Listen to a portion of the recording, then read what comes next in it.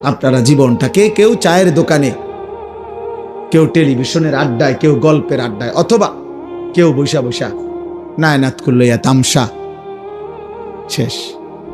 জিজ্ঞাসা করলে কেমন আছেন, হ ভালো আছি, জিফুত লইয়া খাইয়া পইরা আল্লাহর রহমতে ভালো আছি।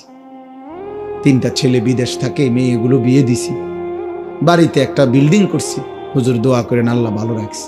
মানে বিয়া, বিল্ডিং, বিদেশ, বা তরকারি খাইতে পারতেছে, খালাস, শেষ। মুসলমানের হিসাব কিতাব শেষ। কথা বলেন না কেন? তো আখেরাত, আপনার ঘরে ঘুমায় 6 জন মানুষ মোট, ফজরের নামাজ পড়ে কয়জন?